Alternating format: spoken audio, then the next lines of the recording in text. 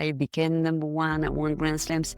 It's easy to talk about that because I really realized my dreams, but not everything has been easy. No, for sure. Life is very good after tennis. Life is very, very good. People were saying, she's talented, but she's pretty small. And also mentally, she looks maybe a little bit fragile. So not so many people actually believed I had this talent. They didn't really see my deep conviction. When this has been a fight to keep my dream, not letting anyone take my dream. When I arrived on tour and I started to win, there was a lot of pressure, and it's been an amazing challenge to deal with that. We were always thinking, what is the priorities to take care of myself? How to say no, I'm not going to do this, or no, I'm not going to do that. Tennis was for us more important than making more money, and it was part of the process, but at the end, where do you put your priorities? Hi, I am Caroline Garcia. And I am Borja Duran. Welcome to Tennis Insider Club. This is a podcast where the top tennis players open up like never before. From Grand Slam champions to rising stars, they tell their stories in their own words. Subscribe now on your favorite platform and don't miss an episode. Let's get started. Welcome to Tennis Insider Club. Justine, thank you so much for being with us today. Thanks for inviting me. Yeah, I'm so grateful, and we're kind of lucky also timing-wise, so yeah, that's good. It's really nice. First question, how did you start with tennis? I started with tennis because in the family I grew up with two older brothers. They are 7 and 9 years older than me, and I talk often about my brothers because they had a big impact in my life. Because it's two older brothers, and I had to build my character. They were giving me a lot of trouble in a certain way, and in another way, they were very patient with me and playing a lot. And they were playing tennis. They were playing football also. And my dad was into sport for fun, but we were watching sport on TV, and every weekend was dedicated to sport with my brothers. And so it's how it started, because they were my idols. And also in my life, my parents, they lost their first child. It was a little girl of 2.5 years old. And then they had my two brothers. And then I was the first girl after the girl they lost. So there was a lot of emotions also on that. And the first girl after Florence. And so I had to, to find my place and to build my place. And with my brothers, they were really giving me a lot of trouble. When I think back, I say, wow, I had to push and to fight. And but they were playing all the time with me. And when I think back on this, because after we become professional, it becomes a job also. But when after 14 years now retired, I can think back and I say, wow, it's just started with just playing, no coach. Nobody to say, you have to do this, you to do this. You just play in the family with your brothers, and you fight because you want to beat them. And so there was really, we had tennis table also at home. So there was really my first contact with a racket. I wasn't taller than the table, but I wasn't missing. And we did live in an apartment, but we were lucky in a big apartment. So we had place to do a lot of sport in the apartment, and also the tennis club was 100 meters from the apartment. So that's how it started. Very, very simple in family atmosphere, and it was tennis, it was football, and it was all sports. As soon as I could play with them, I was happy. And do you think to be able to play with your brother and do other sports also really help you to be more athletic? Oh, that's for sure. Because you were not thinking about how long I'm going to play, how long I'm going to do this. So you just play, and you play with all day long. Also, football had a big impact in my development. These days, when you look at the kids that start sport, and as soon as they play well in tennis, for example, you have to be specific. Everyone thinks that we have to play a lot and only do this because we're going to go faster. But I think completely the opposite. As a certain age, I think we have to develop so many other things. So, did you do other sports when you were young? Very little. I did. So my parents were playing a bit tennis for fun. Yeah. So they signed me for tennis, and then they signed me for basketball and dance. Okay. Dance, I just hated it so bad. Same for me. I was crying, you know, like we dance. at the end of the year, you had the show. Like I'm my parents, and there is like a little recording video of me doing a drama out there. And basketball, it was just like no girls team, so it was just like stop, and I stick with tennis. Yeah. But it's true that we had Darren Cahill and Wim Fissette in the podcast, and both, like, when we asked them advice for young kids and parents, they were saying, do as many sports as you can, because it's going to help you. Like, don't focus on tennis at the beginning. Like, try to do as much as you can, and it's going to like pay off in the long term. I'm convinced for social life, for development, and also tennis, for example, is so specific and asymmetric also. So in football, I was playing in boys' team because they were not girls' team. No, but with my brothers, I explained. So I knew how to do with the boys, and I was, of course, an attacking player. I wanted to score, so I developed, also a lot of my character, but also the coordination was fantastic, and also you see other things, and then. Because these kids that start, at 5, 6 years old, tennis, and they do only this at 12, 13, 14 maximum. Yeah. They're tired of it already. They don't want to play anymore. Yeah, they burn out, For me, but for the small story, it became dangerous. At 12, I was still playing football, and at 12, the boys started to be physical also. So the last match, it was tough. A bit dangerous, and my parents say now it becomes too tough, and we want you to stop football. And the day after, yes, I was a bit sad, but and the day after, I was falling on the tennis court, dislocated my shoulder, playing tennis. So it was a bit strange, but at the end, I chose the right sport. Yes. Did you start right away with a one-handed backhand? I did. I was big fan. Well, my first memories watching tennis on TV was Steffi Graf at Roland Garros, and my other idol was Stefan Edberg. So they were more slicing. I agree, but still, they were really. I mean, the elegance on the court, and also their personality, pretty not shy, but not more introvert. I did like it very much. So when I saw Steffi, and when I saw some pictures recently of me at the age of 9 or 10, and the preparation on the slice was exactly the same as it was for Steffi. But then I started to hit one hand backhand, and so many. My dad first one said, "You don't have enough power. You need to take the two hands, especially on the return." But I did resist to a lot of people that wanted me to change my backhand, and of course it took a while to develop it, but first it was just my inspiration out there, and I want to do it like this, and I'm sure I can find a way in the way I develop my hand with the one-handed backhand with my, also my physically, the way I was playing, the way I was moving, the fact that I could have a good defense in slice and also come to the net, and I learned a lot with this, and so after that some tried to make me change. But I did resist. I'm happy. I remember one coach at the age of 9, Luc was his name, and I was hitting so many backhands, and I couldn't, pass the forehand.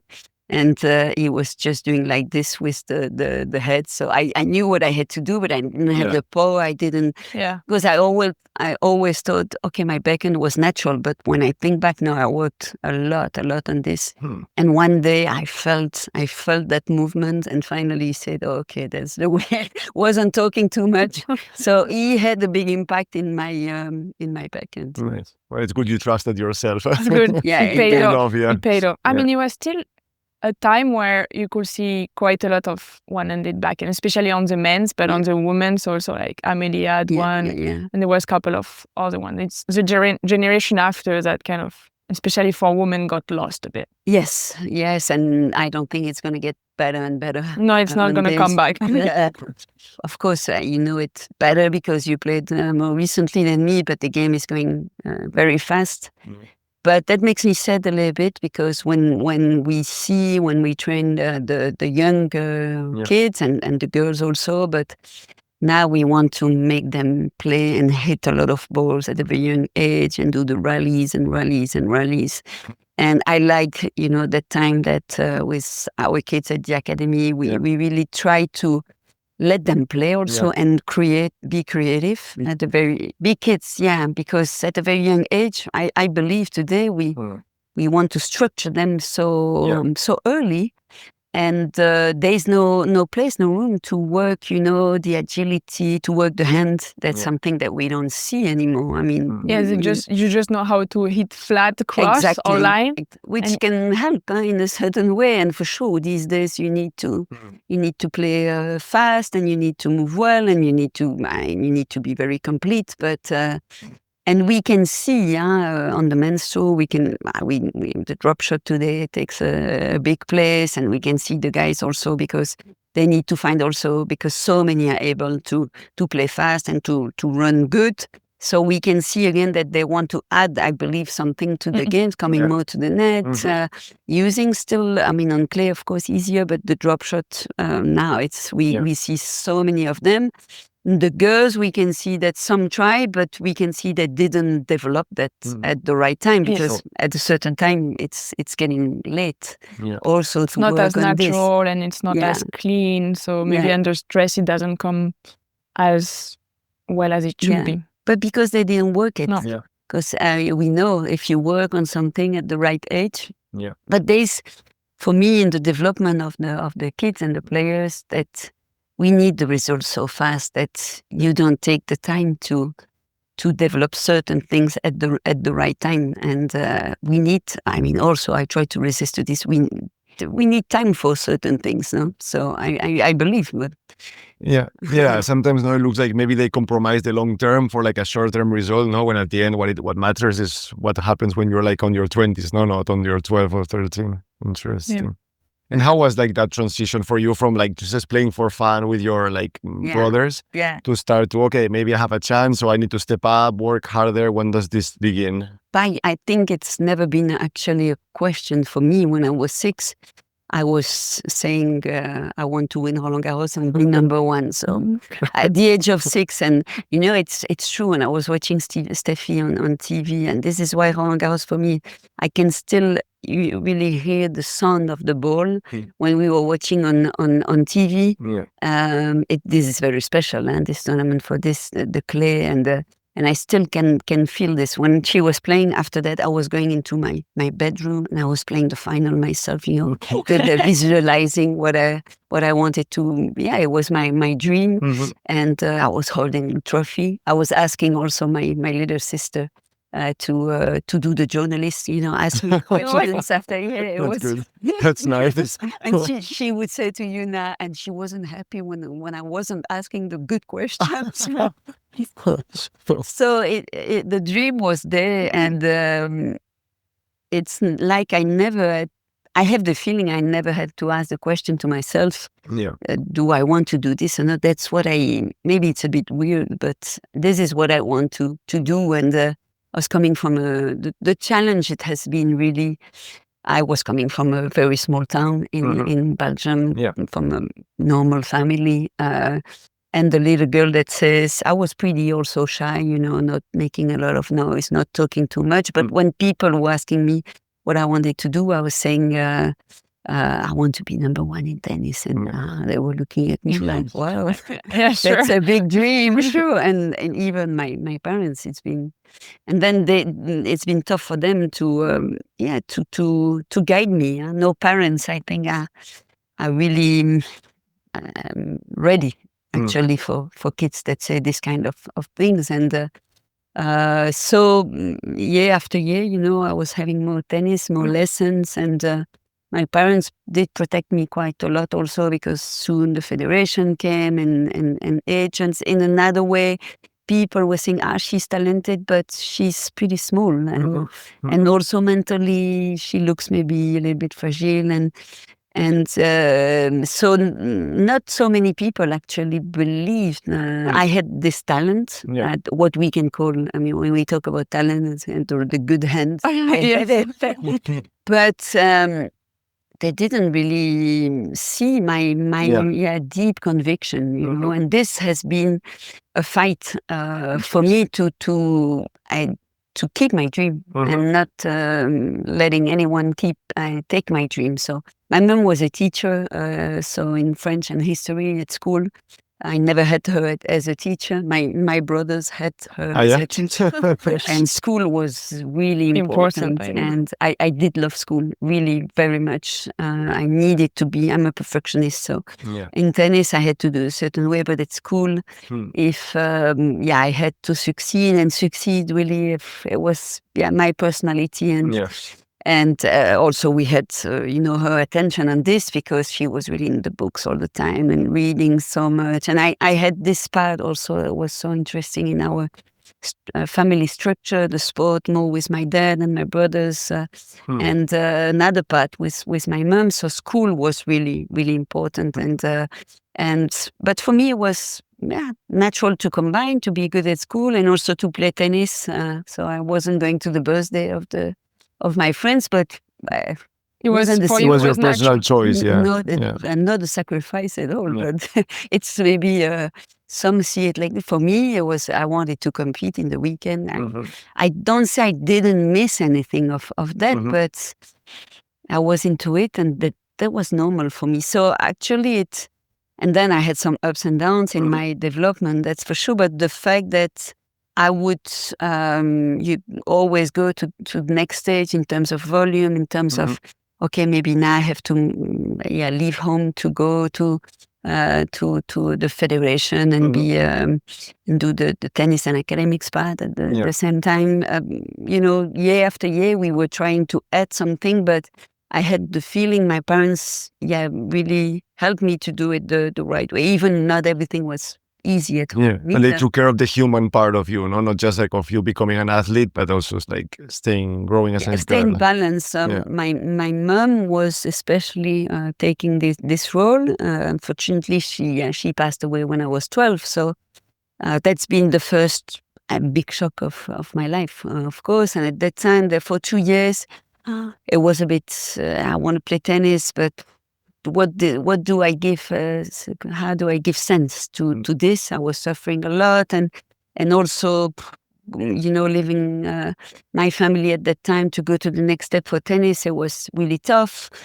So I had 2 years that's been really difficult until I met Carlos. That's been my coach for forever. But and so my mom was giving this to me, balance. And if we do it in a certain way. We do it, properly. With my dad, it was more difficult because he was so anxious, and he wanted to give me everything he could, and he did, but he didn't believe really deeply in my potential. So there was the anxious part was from him, and the structure part was from my mom. Both they were invested, but in different ways. And then I had to deal with it when she passed away, because then it was tough for him to guide me.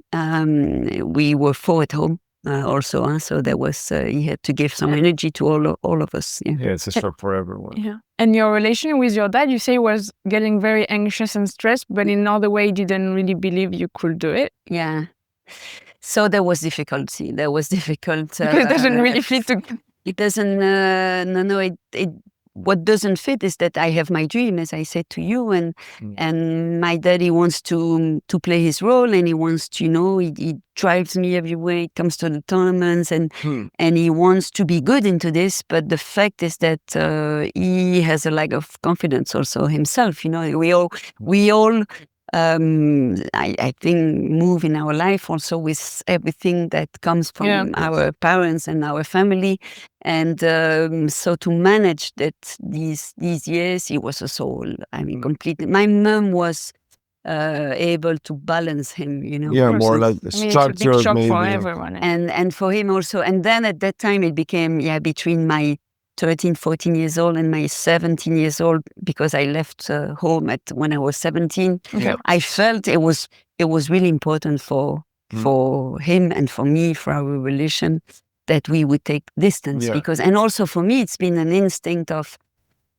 okay, I want to do this and I need to be in the environment that's going to allow me to do this. And you need to be surrounded by experts, at the end, if you want to become excellent. People that believe also in your potential. I mean, I have my kids today, I'm a mom, and I realize as parents how hard it is actually, because of course you adopt and of course but then, and you need to be very, very strong also to let them, choose their direction, and also let them dream and open their mind, and you are there to guide them, but it's not easy every day. And so we all have, if we look at all, I think you are on the tour, I'm not on the tour anymore since a long time, but we all have different stories.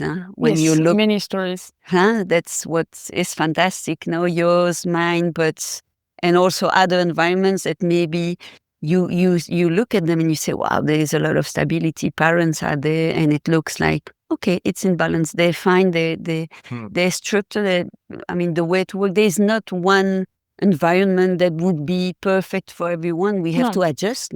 No, obviously, I had my experience with my dad, who was really most of the time my coach and was very, very involved in my tennis. I expressed many times that, I wanted more space and I wanted to build my own team and what I liked. But many times, he was not really open to it, and he was not giving me the confidence that I needed to be able to trust myself and trust, maybe I want to do the thing my own way. So it took me a long time to take distance from all of that. But it's true, also it affects you personally as a person to don't get that trust from your parents that you may know how to do it, if you don't trust me, how can I have confidence in myself, It's true. Yeah, it's completely true. And I agree, and I realize also how lucky I was to get, and we cannot all do this, but at 17, when I took the decision to, I will always remember that day, because it was very sad at a certain point, very sad, but for me it was I cannot go back home today. I will go back home to pack and to say, okay, I'm going to live my life and I'm going to try to really give myself a possibility. But I needed to be so strong that day. And maybe if I didn't do it that day, maybe it's not easy to do it 6 months later or a year later. And you need a lot of power. And today we have a very good relation with my dad, because time helps a lot. And also, you have your own life after, and you are responsible for your own life. But that takes a lot of power, and it's true that not everyone is in possibility to do that, and you have to deal with it. But also I think that also, for parents, it's something sometimes that is very difficult, and this is why I think also it's very important that all the people involved in the sports world, they have the good. If you have, the right person, the good coaches, but they have the good, also their good development, because for a parent to trust also sometimes, okay, I'm going to put my kid in a coach's hands that is an expert, but also there's the human part behind.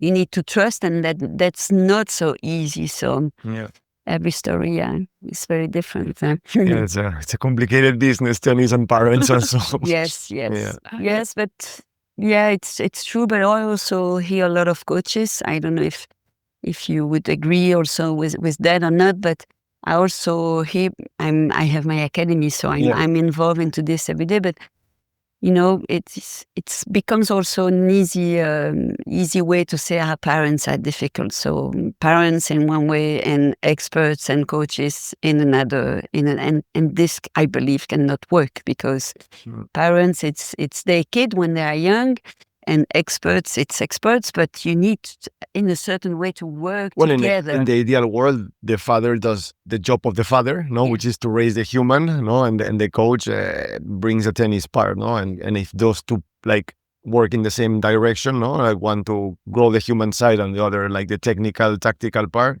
That's the idea. That's where the magic happens. The ideal world. But I don't know if it's not very often. Yeah, I don't know if you agree, but like from the outside a bit, what it looks, no, is that there's a lot of parents who are like kind of projecting the dream, no, of becoming an athlete. That's for sure. And then like things get like so mixed, no, because it looks like it's not about the kid happiness or human growth, but about them having success, no. And I completely agree on that. In the other hand, I believe that it takes time sometimes to also, maybe for coaches or for people in the tennis world to also guide also parents and to be also by so we cannot do that with all parents, because with some parents it's impossible to do. But with some parents, it's still, I think, possible to talk, to discuss, to guide. That takes a lot of energy. That's for sure. That's what takes us probably the most energy. But it's a team spirit in the idea. It's not that easy, but I keep belief. But maybe I believe too much. But that still we can do more on that to try to be also by design and to guide. In some situations, you cannot do anything, and that's very sad, because how many kids we have seen, or how many teenagers broken kids, broken kids, and that's a disaster, of course. Academies now have a very like important role here, no, because if more and more kids have successful careers coming from good academies, more parents will be happy to let go the kids, no, and to trust the process. And but all people involved in sport, but also how we give value also to the I think to the job of, it, and it starts very early with kids that are the education we have to give them when they are very young. At 6, 7 years old, when we get the kids, on tennis court, you need to be examples also. And at that age, it's very important that we give them the good education. If we give them more education there, maybe the parents can also, on the sports part, maybe they can feel, okay, I can trust, and maybe because this is very emotional, they can take a bit of distance. There is no guarantee. I know that reality also, but I guess there's parents and parents, no? Because also like when you see these parents who never play tennis and they feel that they know how to teach someone to play tennis, no? It's a bit like me. I played tennis all my life as a kid, every day, 3 hours. I was terrible. I love tennis, but I was never very good, no? And sometimes people ask me, oh, like, do you coach Caro? Like, how can I coach Caro? I didn't know how to play tennis, and still I played every day. So how can I like believe that I have something to teach her, no, in tennis? And sometimes you see these parents who like don't even know how to hold a racket. So a question of also how I keep distance from the emotions and how I can also keep my role.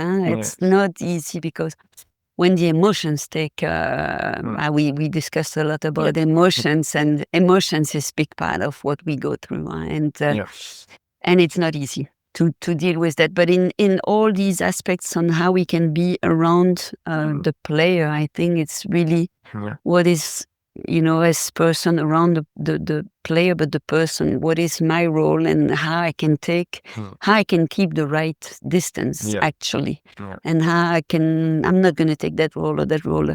For parents, it's not easy, but sometimes for people, for the people around the player, more on the sports part and the expert, that's not always easy neither. I think it works also when every role is clear. That's and important. also like the player like go through so much emotion already on court, and with his goal, with his own expectation, with like wins and loss. Like you need a stable environment with like stable emotions from everyone. Completely. And sometimes your coach will be able to bring you more emotions, because obviously he's very involved, but he has less stress than a parent, like who will be maybe more anxious or like super happy when he's there at the end, maybe like not much to be happy of. But and kids and player need stability and security is very enough. And like, okay, you won today, it's awesome and everything, but you lost, it's not like a drama or Ivan Ljubicic, he was sharing that he doesn't see himself being able to coach his kid, even though he was an amazing coach, an amazing player, because he thinks he will lack objectivity. He's like, I have so many emotions involved when I see him playing that I cannot be objective, and therefore I cannot be a good coach to my son. It's a very interesting perspective. My son plays tennis he's 8, he's playing tennis for 3 years. He loves it. Comes to the academy. Academy is their second home. My daughter, she's 12. She's doing almost public relations already. It's so funny. It's really the second home. So they like to play, and both of them, but my son a little bit more. And 2 years ago, I tried to give him an advice. He was 6, but I said, on your forehead, and he said, Mom, it's way too long. You stopped. You forgot about everything. So I understood. I understood it. Your place. You at your place. And he said to me, my coach is Guillaume. And so I understood the first thing already. And also now he starts to play more competitions. And I understand now about what we're talking about the emotions as a mom. Because of course, I know a lot of things about tennis and I want to share, but I'm not going to share it the right way because I have my emotions of a mom, and I see also tennis is so hard. You are alone on the court, and we all know that, and you are alone, and you have to find, even if you have the support, you are still very, very by yourself on the court. And when you see your kid of that age, you need to take the distance to say, okay, this is amazing for him that he's going to have to be by himself, find the solutions. We can support, but with that distance I was talking about, but I can feel that's not easy. So I don't want to get involved anymore into tennis. For you, as a former pro player, one of the best, it's not easy for someone who is not a tennis player. Maybe the good advice is try to stay as far as you can from the tennis. Completely. And so that's an amazing experience for me, and I understand much better the situation now and how hard it is for parents. So this is how we can build that good distance. But it's a challenge. It's a big challenge. Would you like him to be a pro tennis player, or? I don't want him to be a pro tennis player, but I wouldn't say I don't want him. If he becomes his dream, it doesn't happen very often. First, because I always say my kids, you have to do what you love to do. And now he's going to start football in a few weeks. I wanted him to do another sport. It's football. It could be something else. But he chose football as to be with. It was important for him to be with. And I want him to do, and my daughter also, to do different things. But I often say to them, you don't have to play tennis because I have been playing tennis. Exactly. And my husband says, but you don't underestimate the academy. They see you there every day, and they see all the kids playing, and they want to play. But at the end, I'm sure that, we try, because as parents, we just understand that we do the best we can, and we try to show them different. I believe that sport brings, like other things, but sport brings so many things to our kids and how they can grow up to sports. So doesn't happen very often. If it's the case, I will have to try to take the right distance. And if not the case, it has to be a natural process and whatever. We are supposed to be champions in something, no? Not maybe but we are supposed to be. To express our qualities in different kind of aspects and to be unique in so many different possibilities. So we chose a life that, it's tough, it's a lot of pressure, we are under the lights, and sometimes you can do amazing stuff being away from that and be so happy.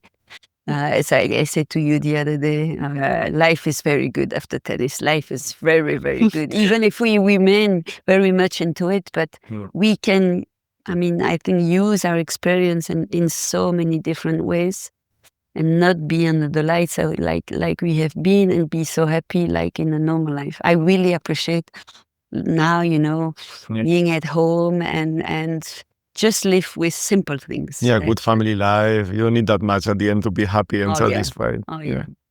Going back to this pressure and stuff, you had success quite early. You were still a teenager almost. How was it for you when, after all these years of fun and you finally make it? But I was where I wanted to be. So I was connected to, there was my dream, and then we really work on a vision and the goals, and it's amazing because when I see the teenagers at the academy or when I think, wow, they don't know what's to expect. coming. And that's good, actually, yeah? Because when you're at that age, normally you don't ask that question to yourself. You just see what's in front of you. Mm-hmm. And when I look back, it's this that I really love, actually, the whole process. I became number one, I won Grand Slams.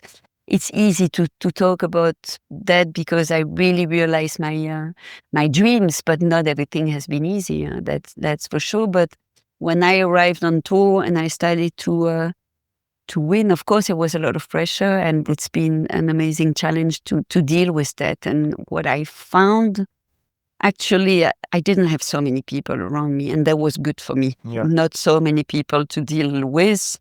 I've been a nightmare of the agents because they were asking me to do so many things. And for me, priority was, and I don't say it's easy and that it has been easy, but at the end, we were always thinking, what is the priorities to take care of myself in a certain way? And how you understand to say, how you learn how to say no. Yeah. No, I'm not going to do this, or no, I'm not going to do that. And Carlos helped me a lot because he was really clear with all that stuff, that what do we want to do? Who do we want to be? And tennis, I mean, really, and the goals was for us more important than making more money. And it was part of the process. But at the end, where do you put your priorities? Yeah. That questions was all the time into our mind. And again, I don't say it was like this, so natural. No, of course. And also with I didn't live with the social media. I live with the press, but I didn't live with the social media. I'm very happy. I played on another. You're not missing it? I'm really happy because this is crazy. That's another story. This is tough. But the pressure comes from there. But the pressure was coming, of course, from the expectation. It's coming from everywhere. Yeah. When you walk on the court and you have these 15,000 people, you want to make them happy in a certain way. You want to give, you want to. So I started to work on different things to be able to live with that. It was part of that, but and it was more putting me in my bubble. So I took a lot of distance with a lot of things, and people were saying, Justine, she's cold. I completely assumed that it was good for me at that time. I couldn't deal actually with that, social life, being nice to everyone and giving my time to everyone. And there was not possible. And some people didn't like it from me, but at the end, I was there to do, to win and to do tennis and to do the job. And when I say to do the job, I see it in a positive way. It's not suffering. This is where I wanted to be. And I always did my job with the press. I mean, my commitments always did it. But for my agents, no, I'm not going to travel to China to do the exhibition. No, I'm not going to do this or do that. And Carlos really teach me on how to say no to this. And also he was telling me, when you read an article in the press, positive or negative, you lose a set. It was mathematics, but he was right. And I started to stop reading the press because if it's good, what does it give to me if it's a good article? And if it's bad, that's for sure it doesn't give me, doesn't help me to move forward. But it wasn't easy to apply this and to but at the end, when I look back and say, we have been lucky, we could do that. But at the end, the pressure also at the end of my career, I mean, all the certain kind of sacrifices, my personal life and my family life, because I stopped tennis first at 25. So super young. Very young. So the pressure in a certain way was there, but it wasn't the pressure from the press or from the expectations. It was more from my personal perspective. While I did put away so many things that I don't want to put energy because it's too much now and I have my career, but at a certain time, your personal life you want to be there also to clarify certain things and to give energy also to the family and to reconnect and to understand and to move forward. For me, it was really important. Then I tried to come back to tennis. I had the injuries and everything, but pressure is everywhere all the time. And the environment, your environment can help. Of course, that stability. And also understand to say no, but it's tough and these days, I think learning to say no and to choose and to is even more difficult now. Well, you need to have a good team, no, that helps you like be in peace with your decisions, no, like and if you have agents or that make you feel guilty every time you say no, at the end it's complicated, no, and to have like a team that works everyone in the same direction is the most important thing. And understand the personality of the person and of the player, no, because at the end the player is the center. It's you. If the player is, if you are in peace, in terms of human being, then then you can perform. If you're not, because you feel that you're not taking the right decisions to make people maybe around you happy, that's a difference. Your team needs to understand that at the end they are there to serve the player in a way. No, maybe it sounds a bit strange, but that's how it is. No, you are like the team and all the people around and the family and everything. It's like everyone needs to work together for the player.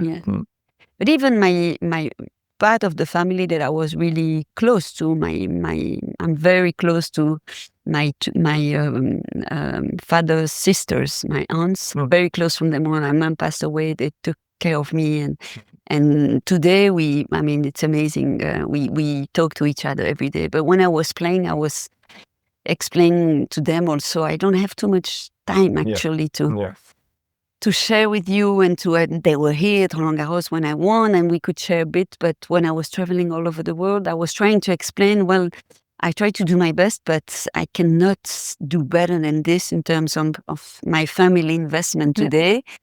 It's important also to be able to communicate and to say what we need, to say what we feel. That's very important and not always easy.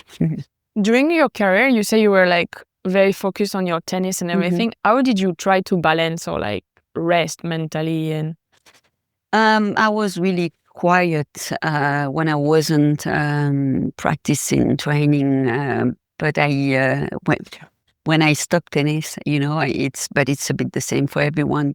But for me, I was really so much in my bubble. When I stopped tennis from one day to another, then the structure is not there anymore, and you go through a different world. For me, I really felt, I thought the world, I thought tennis world was the world, and then 15 years later, but soon I understand, and I've been very lucky because I met my second husband, my actual husband, the father of my kids, and that's the most normal person you can meet, And then we started to live really, normally. So that helped me a lot in my transition to my life after tennis. But during my career, I was really quiet. I didn't need much actually to feel in balance. In a certain way, when I look back now, it was unbalanced. But at that time, I felt I was in balance in that life I chose at that time. So it wasn't so hard for me now I like to meet people, to talk. I'm a very curious person since I was a kid, but into my career, it was into, that bubble priority, taking care of myself, how I eat, how I sleep. As soon as, I wasn't doing the right thing, I felt it in terms of energy and everything. So, but it was easy. I have to agree. It was, to say it wasn't too difficult for me to be away from home or because I felt, okay, it's like this today. That's what I want to do. That's where I want to be. So I know it's not the same for everyone. And I know that, and especially these days, and that's very good. We talk more about how I balance this. And maybe when I look back, if I tried to balance more certain things, I could play longer. Maybe that's a possibility. Okay. Yes. But physically also, I knew with the fact that I'm not so tall and at the beginning not so strong, I had also to work physically. I went to the States working with Patek Tiburon, so strong for 2-3 years. I knew also at that time, okay, now maybe I'm going to touch my goals, but I knew in a certain way, I ask a lot to my body, and maybe this is going to compromise a long, long career. When I was younger, I wanted I remember I was dreaming I want to play until 30 years old. 30 that 20 years ago, at 30 it was good. late. It was good. Today, it's very young to stop. But, everyone is asking, Caro, what's wrong with you? yeah, but first you can stop anytime you choose. Yeah. You feel it, and that's your choice. Yes, exactly. And then also because the question of being mom also, it's in our heads and completely different. And even these days, even if players are coming, being mom on the tour, and that's fantastic for those who believe and who are able to do it. I think it's fantastic. But sometimes to already handle yourself, it's hard. So if you have to handle a little baby, it's like, I don't know how you could do it. Yeah, it's for me, I think I could never do that. But I admire the moms that, it's probably a little bit tough. So, but for me, like when I was into it, didn't suffer too much actually. Because it was your ultimate dream at the end, no? You were dreaming about it since you were a kid. So I guess that when it's your own personal goal to be there, it's easy that maybe when you end up being in the professional tennis tour, it was maybe not your dream, no? Like, and then you're like a bit, I need that balance, like it's just a job for me. Tennis, what I loved so much, was what I loved so much, still what I love so much. But being on the tour, I didn't. It's not I didn't like it. It was bad, but I wasn't there to be with people and to. I had only one really good friend on the tour. It's Nathalie Deschy. She was really. We could share things. We could spend some moments. For the rest, the concurrence is. I'm not there. Maybe it's a bit. It seems a bit cold for me.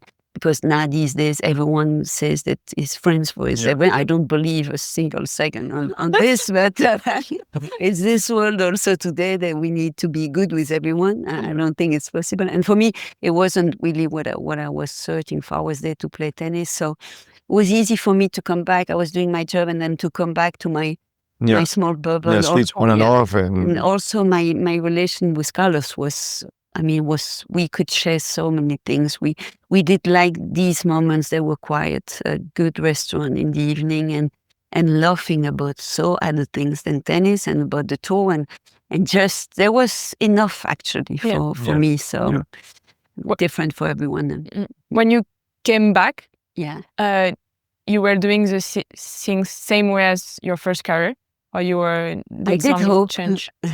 I did hope I could do it differently. That was really also my because I felt sometimes in your life, it's probably maybe what you feel at the moment, that you have different kind of needs. No, it's sometimes at a certain age. That's what I felt actually when I stopped tennis for the first time. I felt I need to be in my family now. It's important for me to fix these things, and then I started to miss tennis a lot. And also, I was asking myself the question, am I able to come back now to the tour, that I'm more balanced in my family life? I fixed a lot of things and it looks like more healthy today. And I want to try to come back with that new idea.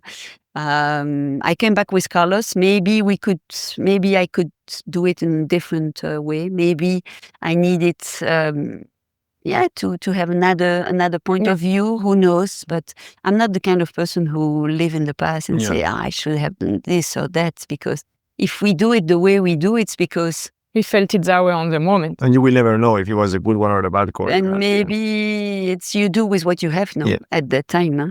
But you do the best actually you can just at that time.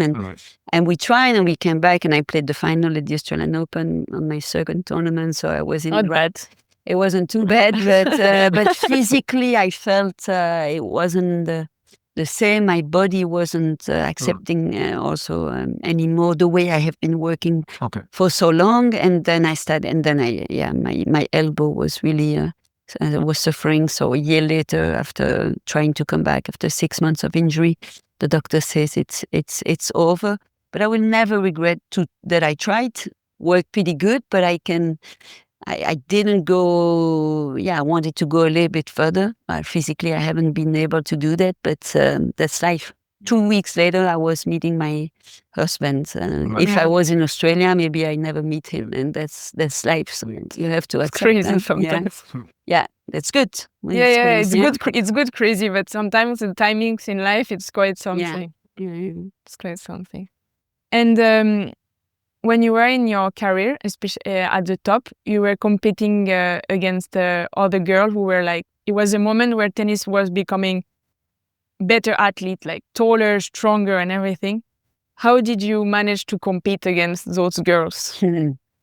It's true. It was when I arrived on the tour. It was really the time of Serena and Venus and others. But Davenport, Amelie, Amelie, and there was. I did love the time I was playing tennis because you had so many different kind of personalities and so many different type of games. And for me, coming there, 1.65 m. But it's been the challenge of my life.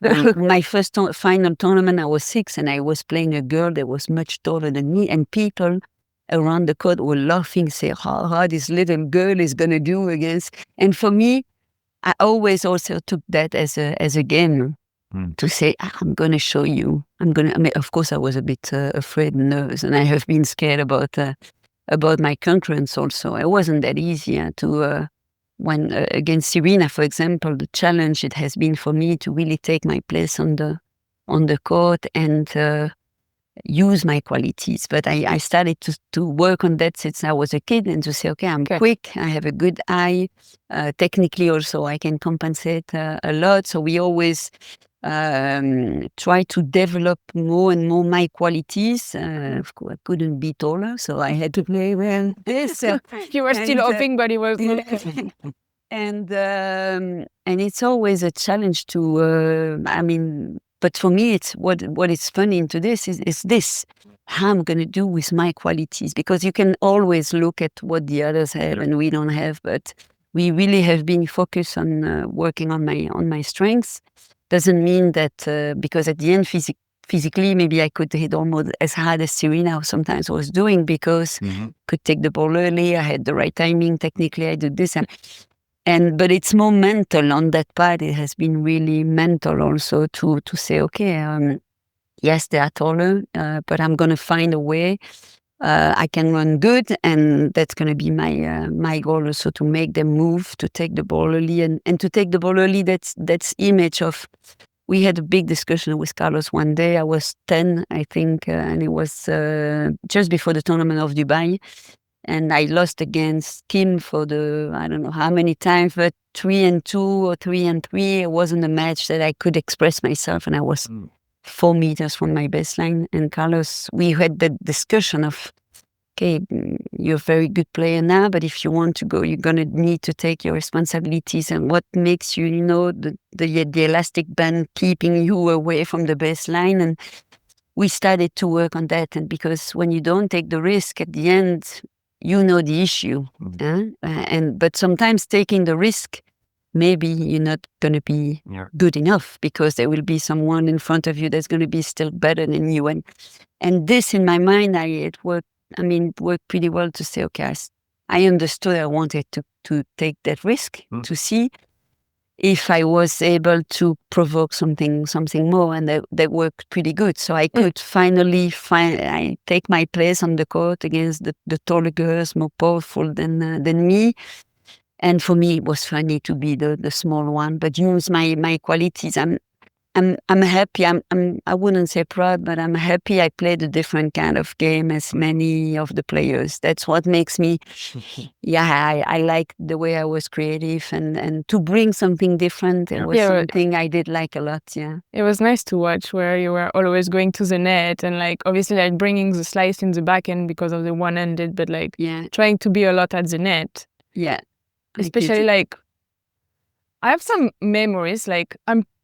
When I'm seeing the first time I came to Philippe Chatrier, I had tickets with my parents, and you were playing. Yeah. Yes. You're way too long. You were playing. Andre Agassi played also, and Roger Federer. I think he still had the little ponytail. Yeah.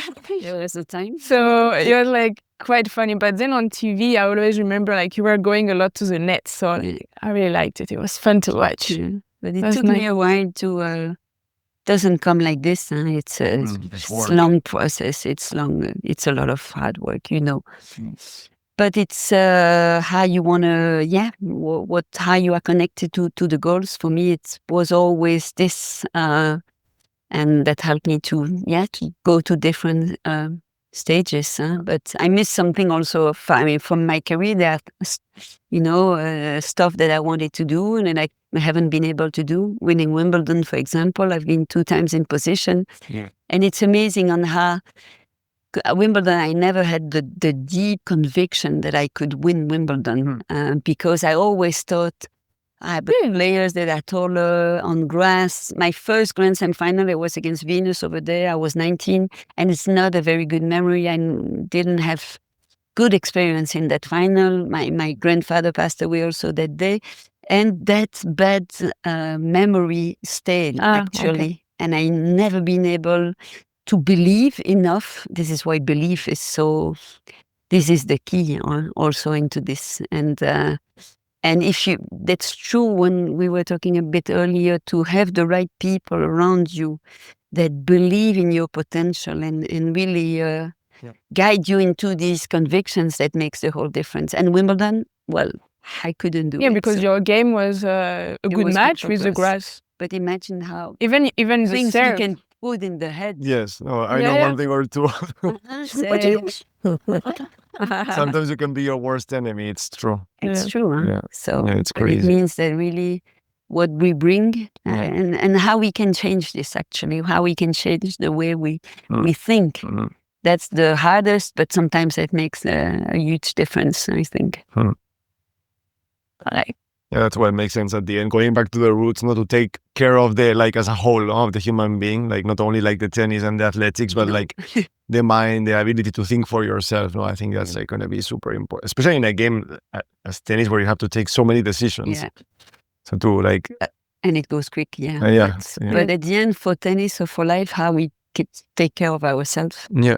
Yes, but sometimes if you play football, for example, like you enter like a team dynamic and like you know where you have, like they tell you how to practice, when to practice, blah blah blah. No, but in tennis you choose your coach, you choose your physio. So to develop this ability, to understand what is right, what is wrong, and to think, it's like it should be like priority number one. I guess. That's right.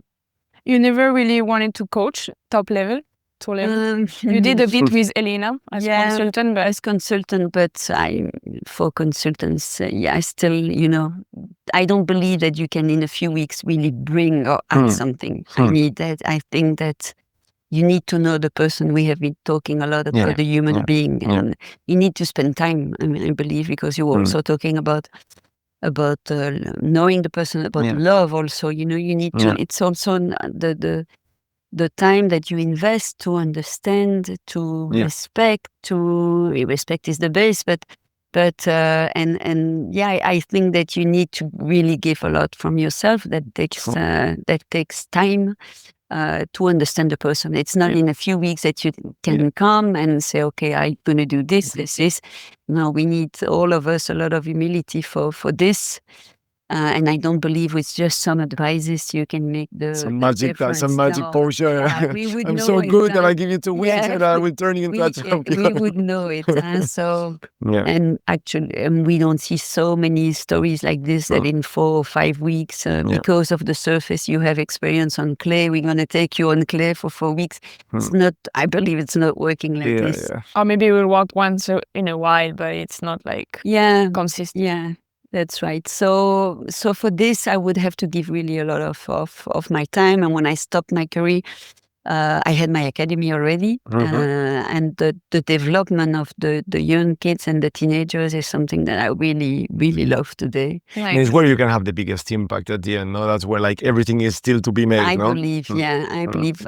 One day, if there's really a kid that comes from the academy, young age, that do all this, maybe that would be the good opportunity for me to do it. And my kids are going to be older also, because there was also this traveling 25, 30 weeks. You need to do this to have an impact, I think. And this I didn't want to do with my. That's a big problem of things. I mean, it's already the most exhausting part of being a player. So when you stop to do it again, because these coaches that we have seen from the past, and like it was the case from Carlos, but from others also, you're not going to see that very often. And you see working more in team. Now you have two coaches most of the time. That's the one that travel part of they split.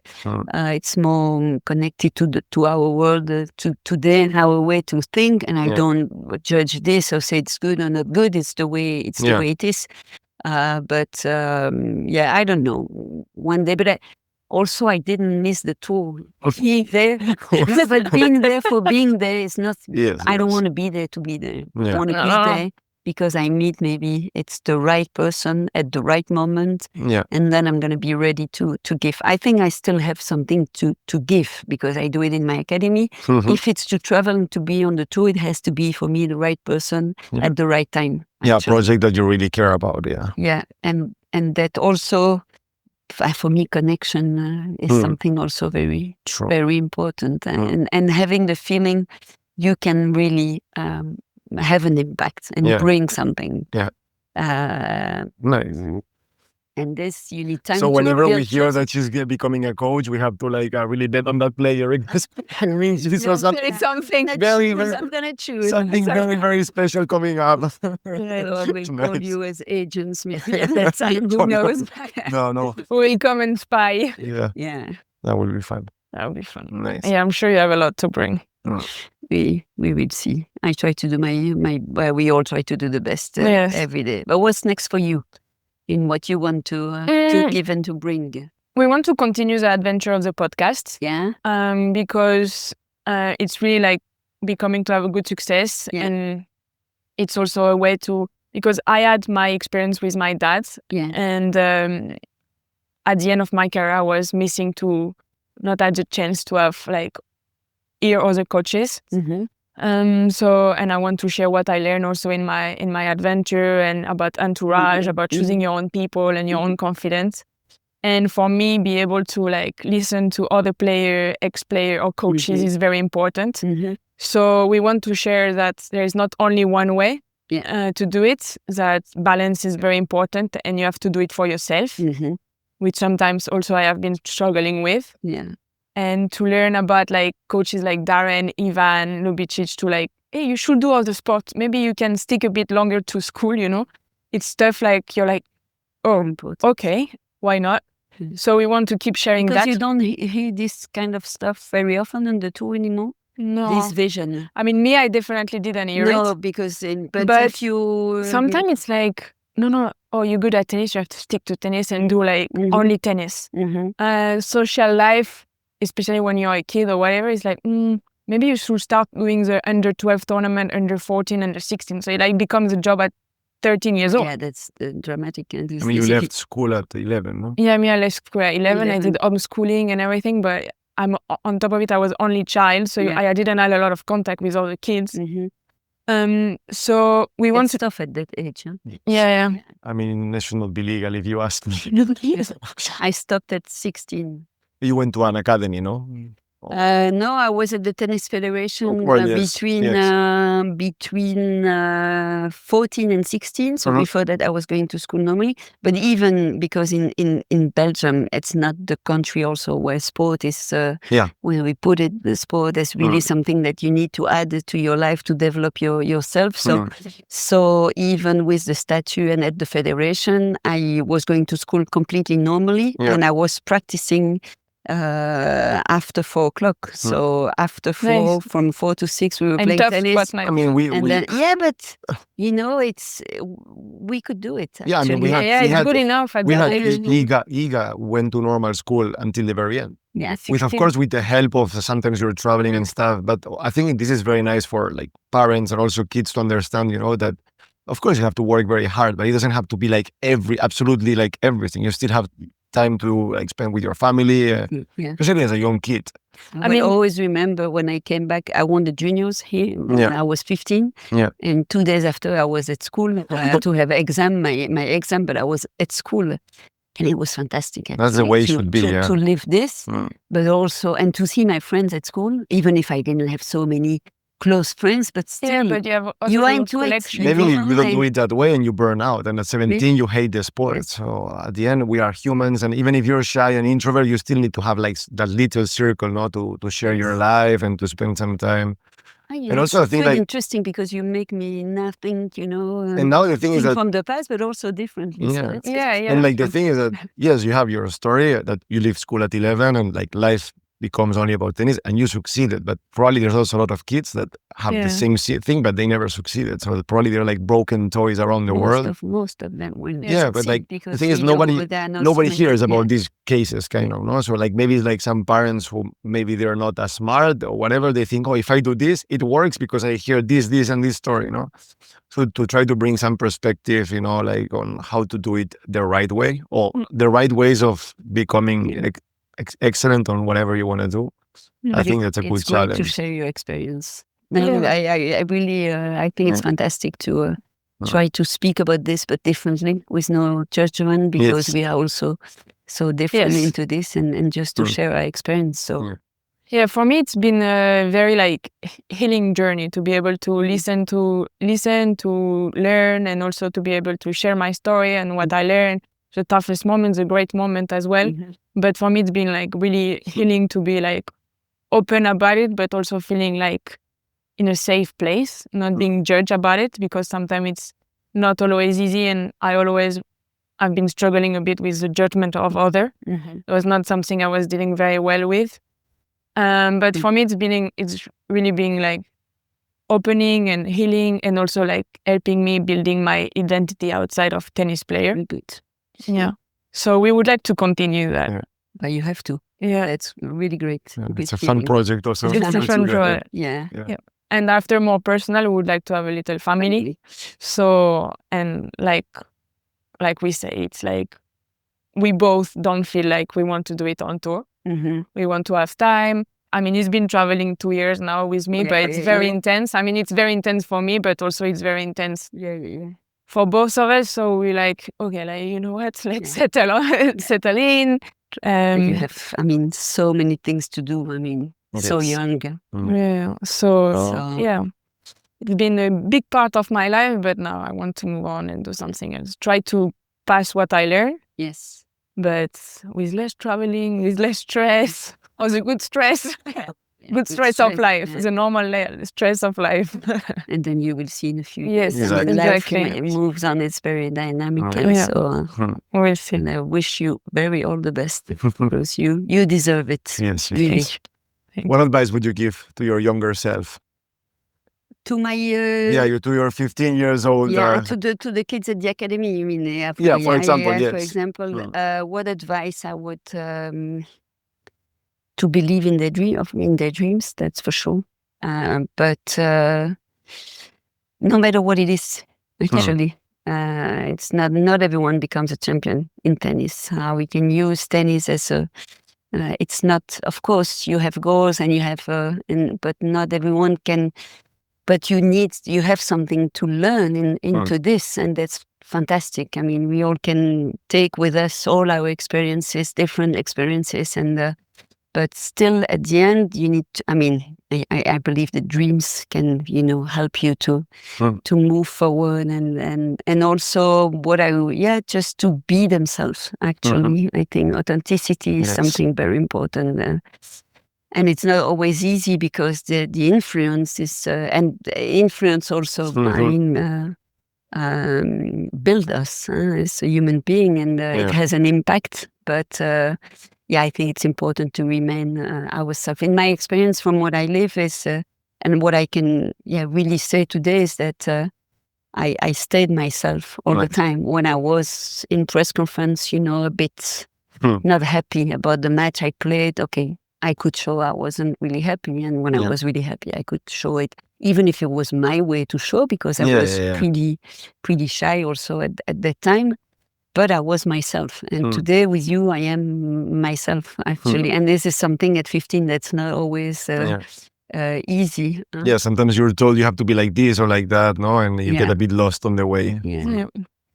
And life is, what we can say also, that life is not going to be always easy, and we need to accept what is going to be on our way, and to deal with that. We have a lot of resources as human beings, so we have to count on ourselves also a little bit. That's very important. I like it. That's good. That's good advice. That's a good advice. That's a good advice. Awesome. Yeah. Who would you like to listen in the podcast? Who did you have already in the podcast? The list starts to be young. Yeah. Okay. I can So go. you have coaches, you have players, Yeah, you have so people from the environment. I can do. Yeah. Players and coaches mostly. Yeah. Mostly we did. I would say we have recorded 30. Out of them, maybe 26 is current players. Okay. And then on the coach side, we've done Brad Gilbert, Darren Cahill, Patrick Moratoglu, Wim Fissette, and Ivan Ljubicic. So 5 coaches, right? Yeah. Okay. And then the rest are active players. So did you have Jasmine Paolini already? Kind of. In a live event with 2 other players. Okay. So the agent say yes, but let's see what timing. Yeah, She's a busy woman. I would like. We are big fans of her. Yes. And actually, like when she came we did a live episode, and it was a very positive surprise. Like when she started So to much open, energy. It's like crazy. Yeah. But it's because of the energy and I mean what she brought also. and the last story year. is very good And as the well. story is very good. I So mean, I would like to hear her. Yeah. But, maybe in coaches, maybe Juan Carlos Ferrero. Same. Because, Okay, Yeah, that's quite a good one also. That's also a story that is quite powerful and with a certain vision, but it's interesting to share the visions and also managing with a lot of things and especially after what with the Netflix documentary. And also, I won the French Open the year in 2003. Juan Carlos won the French Open that year. Yeah, at the end, he was like a successful player already, and then become a successful coach. A successful coach, exactly. So these 2, I would. Okay, I like it. Quite good choices. Quite good choices. Quite good choices. You've been chosen also a few times, so I'm glad we also. First one was Alizé. Alizé, she told me. Yeah. 1 year, more than 1 year. 1 year. So it took us some time to get you. So happy it happened. Thanks. Thank you very much. Yeah, thank you so much. It's been a pleasure. And good luck with your future projects. Yeah, you too. Don't forget to subscribe to our channel so you don't miss our next episodes. And it would mean the world to me if you can share this episode with someone you think will enjoy it. Thank you and see you soon.